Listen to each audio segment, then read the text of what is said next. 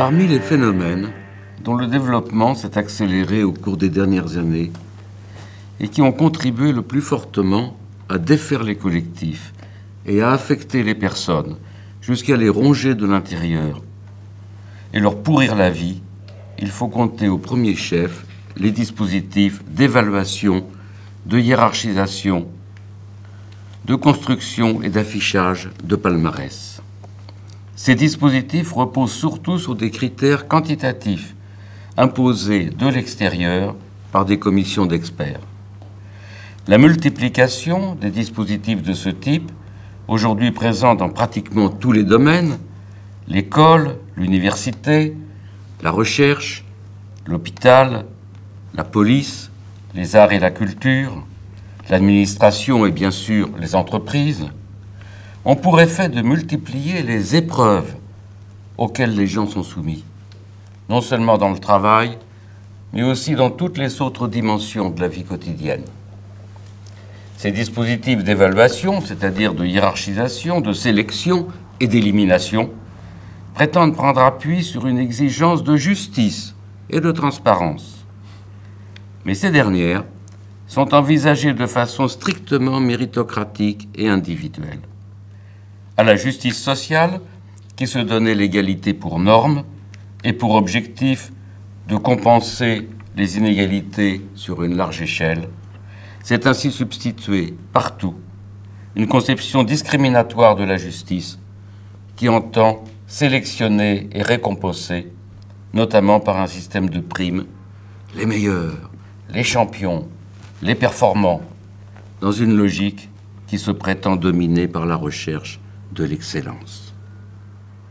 Venues du management, ces techniques d'évaluation, en se généralisant, ont pris la forme d'un nouveau mode de gouvernance, dont la domination est particulièrement efficace et particulièrement difficile à contrer.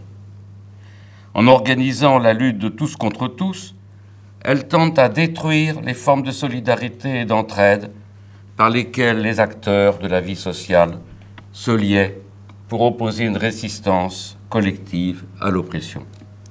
En faisant reposer l'évaluation sur des indicateurs formels et quantitatifs, ces méthodes incitent ceux à qui elles sont appliquées à maximiser l'indicateur, comme dit le management, c'est-à-dire à se conformer à ce que les pouvoirs attendent d'eux. Cela en mettant en œuvre les actions et en intériorisant les valeurs sur lesquelles repose précisément l'oppression qu'ils subissent. Parmi ces valeurs, la valeur de l'argent est prépondérante. Si la performance est révélée par la récompense monétaire dont elle fait l'objet, alors les plus riches peuvent se présenter comme les meilleurs, quelle que soit la source de leur fortune.